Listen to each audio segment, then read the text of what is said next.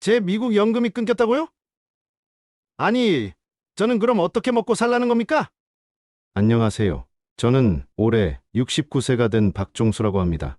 미국 로스앤젤레스에서 35년을 살다가 3년 전 한국으로 역이민을 왔습니다.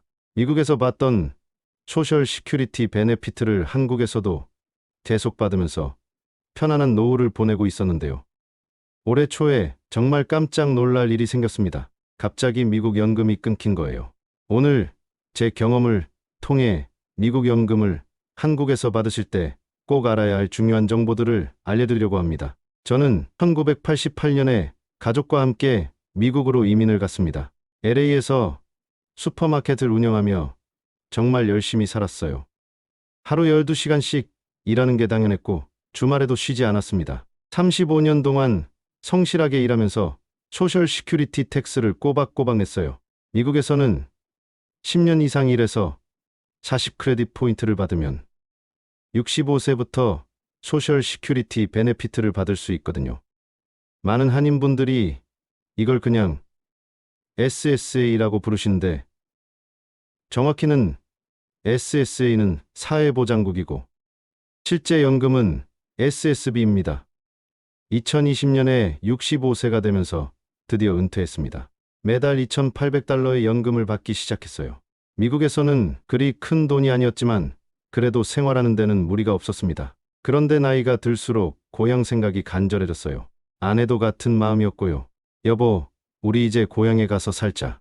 미국 연금도 받으면서 말이야. 주변 교포분들께 물어보니 미국 연금을 한국에서도 똑같은 금액으로 받을 수 있다고 하더라고요.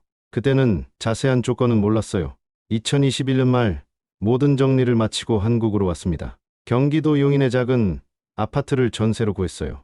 한국에 와서도 미국 연금을 계속 받을 수 있었습니다. 저는 미국 은행 계좌를 그대로 유지했어요. 매달 $2,800가 미국 은행으로 들어오고 저는 한국에서 미국 크레딧 카드를 사용했습니다. 요즘 한국은 거의 모든 곳에서 카드 결제가 가능하더라고요. 95% 이상 카드로 결제할 수 있었어요. 포린 트랜잭션 피가 없는 카드를 사용해서 수수료 부담도 없었고요. 현금이 필요할 때는 ATM에서 미국 카드로 뽑았어요. 수수료가 조금 들긴 하지만 그리 부담스럽지 않았습니다. $2,800면 한국 돈으로 거의 400만 원 가까이 되잖아요. 부부가 살기에는 충분했어요. 미국에서는 빠듯했던 돈이 한국에서는 꽤 여유롭게 느껴졌습니다. 한국 생활에서 첫 번째로 당황한 건 건강보험료였어요. 처음에 용인시청에서 건강보험 가입 신청을 할 때 담당자가 소득이 있으시면 신고해주세요라고 하더라고요. 미국에서 연금을 받고 있습니다. 그럼 그것도 소득으로 신고하셔야 해요. 그래서 미국 연금 $2,800를 소득으로 신고했더니 건강보험료가 한 달에 35만 원이 나왔어요. 너무 비싸다고 생각했는데 나중에 알고 보니 제가 잘못 알고 있었던 거더라고요. 건강보험료가 너무 높아서 세무사 선생님께 상담을 받아봤어요. 선생님, 미국 연금이 한국에서 소득으로 인정되나요? 원칙적으로는 아닙니다. 미국과 한국 간에 조세 조약이 있어서 미국에서 발생한 연금 소득에 대해서는 한국에서 과세하지 않기로 되어 있어요. 그럼 건강보험료도 소득으로 안 잡혀야 하는 거 아닌가요? 맞습니다. 미국 연금은 한국에서 번 돈이 아니라 과거에 내신 세금을 돌려받는 거니까 소득으로 보면 안 되죠. 세무사 선생님 말씀으로는 지역마다 해석이 다르다고 하더라고요. 어떤 곳은 제대로 적용해주고 어떤 곳은 그냥 소득으로 잡는다고 해요. 건강보험공단에 다시 가서 제대로 설명하고 조세조약 내용을 보여드렸더니 그제서야 건강보험료가 월 15만 원으로 내려갔어요. 2022년과 2023년은 정말 평온했어요. 매달 미국 연금이 잘 들어왔고 한국 생활도 만족스러웠어요. 그런데 올해 1월 갑자기 미국 연금이 들어오지 않았어요. 이상하네? 왜 연금이 안 들어왔지? 미국 은행에 확인해봐도 입금이 안 되어 있었어요. 뭔가 문제가 생긴 것 같아서 한국에 있는 미국 영사관에 문의했더니 소셜 시큐리티 오피스에 직접 연락하라고 하더라고요. 한국에서는 1410-965-0260 이 번호로 연락할 수 있다고 했어요. 전화를 걸었더니 담당자가 이렇게 말하는 거예요. FAQ 서류를 제출 안 하셨네요. 그것 때문에 연금이 중단됐어요. FAQ가 뭔가요? 해외 거주자, 확인 서류예요. 한국 주소로 발송했는데 답장이 오지 않았습니다. 그제서야 FAQ라는 게 뭔지 알게 됐어요. 해외 집행 질문서라고 해서 해외에 살고 있는 미국 연금 수급자들이 1, 2년마다 제출해야 하는 서류더라고요. 왜 이런 걸 요구하냐면 해외에 살고 있는 사람이 사망했는데도 미국에서는 모르고 계속 연금을 보낼 수 있잖아요. 그런 부정수급을 방지하기 위해서 정기적으로 생존 확인을 하는 거라고 해요. FAQ에는 수급자의 이름, 주소, 소셜 시큐리티 번호 등의 정보를 확인하는 내용이 들어 있어요. 그런데 언제 보내신다고 했나요? 작년에 한국 주소로 보내드렸는데 우편이 늦어지거나 중간에 없어졌을 가능성이 있어요. 코로나 기간 동안 국제 우편이 제대로 발송되지 않거나 지연되는 경우가 많았다고 하더라고요. 더 큰 문제를 발견했어요. 제가 한국에 와서 주소가 바뀌었는데 소셜 시큐리티 오피스에 주소 변경 신고를 안 했던 거예요. 미국을 떠날 때 주소 변경 신고를 해야 한다는 걸 몰랐어요.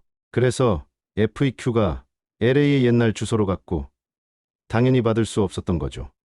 다행히 연금을 다시 받을 수 있는 방법이 있었어요. 일단 주소 변경을 하고 FAQ를 새로 받아서 제출하면 된다고 하더라고요. 2, 3개월이나 기다려야 한다니 정말 답답했어요. 그동안 연금 없이 어떻게 살아야 하나 걱정이 됐죠. 한국 주소로 FAQ를 다시 보내달라고 요청했는데 국제우편으로 2, 3주 정도 걸린다고 하더라고요. 이런 일을 겪고 나서 주변 교포분들께 여쭤보니 비슷한 경험을 하신 분들이 꽤 많더라고요. 서울에 계시는 이모 씨는 한국에서 10년째 살고 계신데 작년에 갑자기 연금이 중단됐다고 해요. 알고 보니 FAQ를 제대로 제출하지 못해서 생긴 문제였대요. 또 다른 분은 FAQ 양식을 받아본 적이 없는데 제출하지 않았다는 이유로 연금이 중단됐다고 하더라고요. 박 씨, 목마른 사람이 우물을 판다고 하잖아요. 본인이 직접 챙겨야 해요. 정말 맞는 말이더라고요. 3주 후에 드디어 FAQ가 집으로 왔어요. 생각보다 간단한 서류였어요. 이름, 현재 주소, 소셜 시큐리티 번호, 생년월일 등 기본적인 정보만 확인하는 거더라고요. 서류를 작성해서 바로 국제우편으로 보냈어요. 그리고 약 2개월 후 드디어 연금이 다시 들어오기 시작했어요. 밀린 연금도 함께 받았고요. 제 경험을 통해 알게 된 중요한 정보들을 정리해 드릴게요. 많은 분들이 헷갈리신데 미국에서 받을 수 있는 혜택은 크게 두 가지예요. SSB는 10년 이상 일해서 받는 연금. 어느 나라에서든 받을 수 있어요. SSI는 저소득층 지원금. 해외에 30일 이상 있으면 중단돼요. 저처럼 정상적으로 일해서 받는 연금은 SSB이고 이건 한국에서도 똑같은 금액을 받을 수 있어요.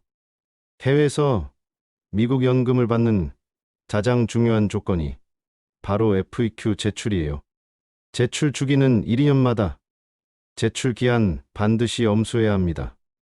미제출 시 연금 지급이 중단됩니다.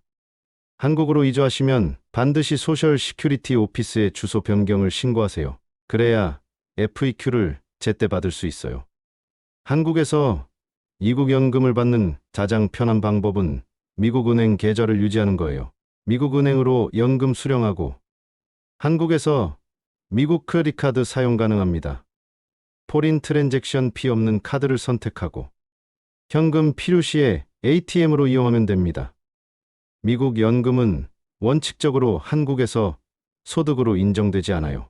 미국과 한국 간 조세 조약 때문이에요.